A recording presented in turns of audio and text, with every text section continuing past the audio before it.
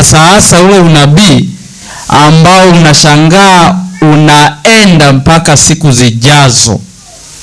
Sasa kabla kuangalia huko, ninaomba nianze na hili.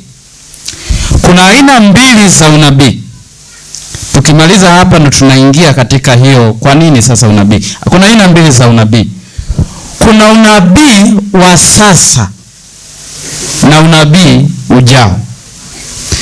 Unaposoma neno lako, neno la Mungu, Biblia, ujue wewe unasoma kwa akili mbili, kwamba kuna unabii wa sasa na unabii ujao. Sasa kuna namna ya kuzitofautisha hizo nabii hizo mbili. Kwa hiyo unabii wa sasa tunautambuaje? Unabii wa sasa unaona una masharti,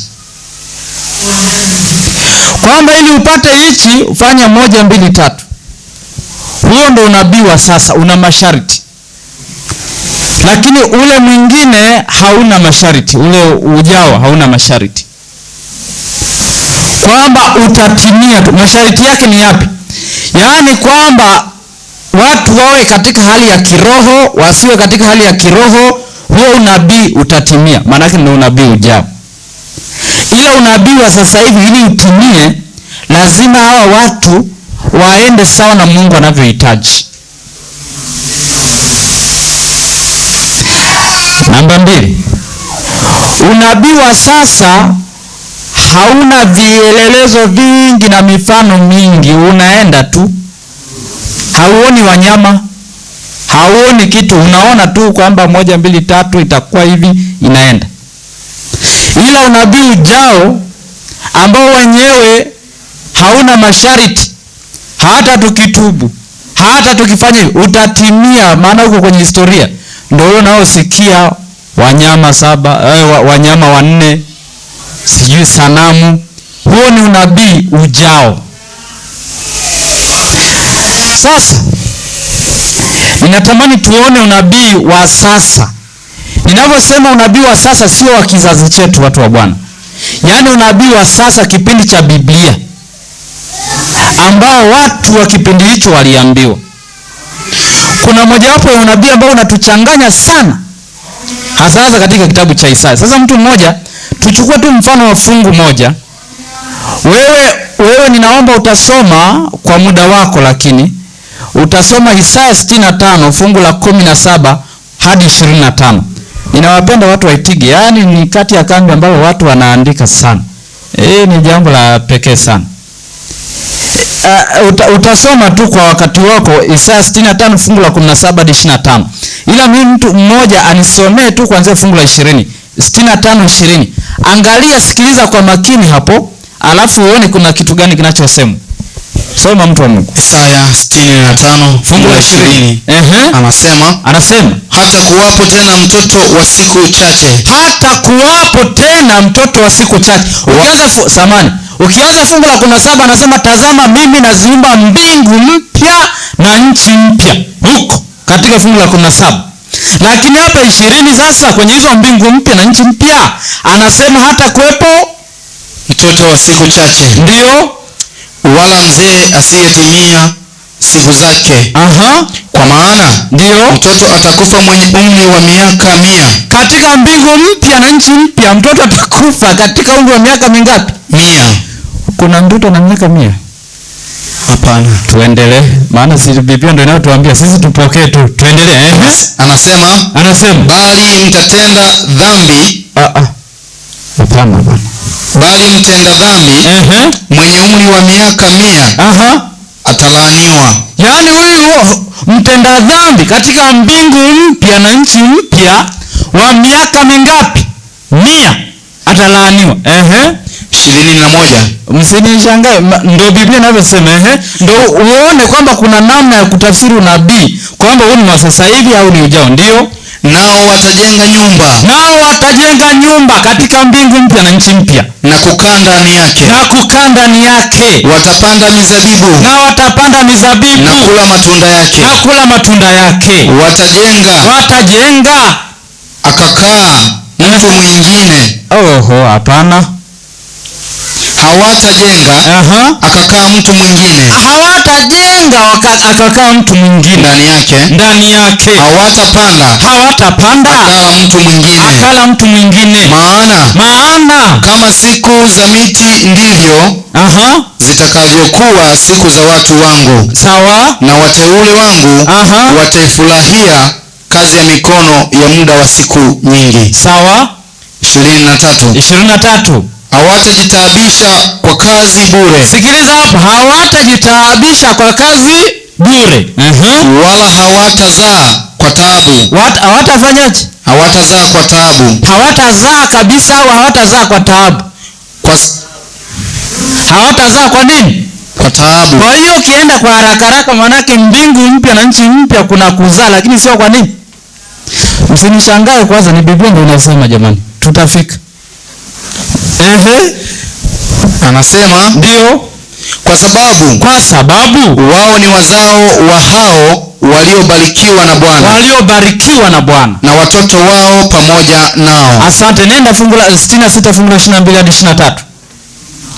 66 fungu la 22 anasema kama vile mbingu mpya na nchi mpya. Kama vile mbingu mpya na nchi mpya nitakazofanya zitakavyokaa mbele yangu, asema Bwana. Asema huyu ni Bwana. Ndivyo uzao wenu na jina lenu litakavyokaa. 23. Na itakuwa mwezi mpya hata mwezi mpya. Na sabato hata sabato. Wanadamu wote watakuja kuabudu mbele zangu, asema Bwana. Unaweza ukaishi hapo. Sasa ukiangalia hizo aina za unabii, mara nyingi tunachanganya tukifika hapo. Hili fungu tunakumbuka, tunaona kwamba kwenye hili fungu la mwisho tulilosoma, kumbe kutakuwa na sabato hata sabato mbinguni. Si ndio hivyo jamani? Mwezi mpya hata mwezi mpya. Si ndio hivyo jamani? Ndivyo ilivyoandikwa. Lakini kule tunaambiwa kuna kuzaa, lakini sio kwa taabu. Sasa unashangaa hii Biblia ni kwamba inatuchanganya. Maana huku Yesu alisema tutakuwa kama malaika. Hakuna kuoa wala kuolewa. Sasa unajiuliza, watazaa kwa uwezo wa Roho Mtakatifu kama Bikira Maria au inakuwa namna gani? Hapo ndipo unatakiwa ujue. Hapo kinachozungumzwa sio unabii ujao. Tuko pamoja jamani? Sio unabii ujao. Naomba msikilize vizuri. Sio unabii ujao. Hata hii sabato sio unabii ujao. Hapana. Ni unabii wa masharti ambao Israeli waliambiwa kama mkitenda mema Bwana atawabariki. Mataifa yote watakuja Yerusalemu kwa ibada. Ndio maana unasikia mwezi mpya hata mwezi mpya. Mwezi mpya hata mwezi mpya ilikuwa ni sikukuu ya mwezi ya kipindi kile ambacho Yesu alipokuja imepotea. Kwa hiyo sasa kunaweza ukawa na debate, mbinguni tutajenga, katika nchi mpya tutajenga, lakini ni kweli tutalima mizabibu sawa, ikifika kwenye kuzaa sasa hapo ndio pambano linaanzia. Unajua kule mbinguni hatutazaa, lakini huku tukishuka. Yesu alisema kama malaika. Hakunaga malaika walioko mbinguni na hapa wanaotuhudumia ni tofauti. Hao. Kwa hiyo watu wa Bwana, kitabu cha Isaya kimejaa sana unabii wa masharti. Unabii wa masharti namna gani? Ndio maana unauona pale katika Isaya, yani fungu kiongozi ili kuelewa Isaya, kitabu cha Isaya ni Isaya 1 fungu la 18 na 19. Haya, njooni tufanyaje? Tusemezane. Dhambi zenu zijapokuwa nyekundu sana zitakuwa nyeupe, zikiwa nyekundu kama nini zitakuwa nyeupe kama nini. Kama mkikubali mtakula nini? Unaona hayo masharti. Mkifanyaje? Jamani, watu wapo kweli? Mkifanyaje? mkikubali, ndo hayo yote unayoyaona, hawatazaa kwa taabu, hawatafanya kila kitu. Kama Israeli ingekubali kumfuata Bwana, wangeishi bila kuvamiwa na mataifa mengine, kwa sababu watapanda lakini hata kula mwingine. Kwa sababu zamani unapanda hapa, lakini Warumi wanakuja kuchukua vitu ulivyopanda. Huyu mtoto hata kufa siku 100 kwa namna gani? Watu wataishi bila kupelekwa utumwani na bila kuuawa. Tuko pamoja? Au nimeshawaacha kule kitopeni? Tuko pamoja watu wa Bwana? Kwa hiyo sivyo kakazana unahubiri watu katika mbingu mpya tutavaa. Taratibu. Nenda taratibu, soma Biblia vizuri. Kwa Mungu anajifunua kwa Israeli kwamba hamtazaa kwa taabu, manake hamtahangaika. Ndio maana hata Yesu alisema kukimbia kwenu kusio siku ya nini? Siku ya Sabato. Kwa hiyo sio kwamba hawatawazaa kwa uchungu. Uchungu upo, lakini kwa taabu, kwa namna kwamba anazaa na sukuma bila shida, kwa sababu hakuna jeshi linalokuja akimbia na mtoto bado hajatoka. Tunaelewana? Tunaelewana watu wa Bwana? Kwa hiyo huo ni unabii wa masharti, lakini sijasema kwamba huko mbinguni hakutakuwa na hivyo vingine. Hili anachosema ni kwamba usichukue ile fungu kufundisha watu kwamba ndivyo itakavyokuwa wapi? Mbinguni. Kwa sababu hiyo ilikuwa ni kama Israeli ingekubali, ndivyo maisha yangekuwepo katika Israeli ile ya kipindi kile. Sasa unabii wa masharti, usio wa masharti wa wakati ujao, ndio tutafika kwenye mang'ombe na kwenye masimba na mengine. Huenda kesho na kuendelea. Unaona vielelezo hapa, huyu mnyama alikuwa kama hivi, alikuwa kama hivi. Huo ni unabii wa wakati ujao, ambao wenyewe unaenda kwenye historia mpaka Yesu atakapokuja. Kwa hiyo hata hapo Sabato hiyo inayozungumziwa watu wa Bwana, japo ni kweli tumelifundisha sana, itakuwa Sabato, ndio hata Sabato wanadamu wote. Na hapo msomaji sijui ameahidiwa atapewa nyama, anapiga wote amina. Nenda taratibu. Nenda taratibu, sio wakati ule, ni kipindi kile.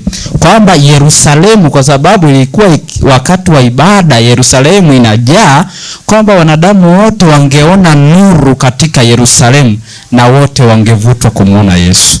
Tuko pamoja? Hii ilikuwa ni somo tu ambalo nilikuwa naweka sawa. Kuna mtu ana swali? Uzuri wa hichi kipindi wewe mwinjilisti karibu.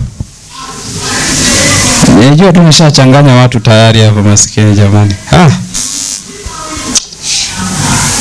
Karibu mwinjilisti, nina muda mchache nitagongewa kengele hapa, sio muda. Naam. Labda swali langu ni kwenye hiyo mbingu mpya na nchi mpya. Sawa.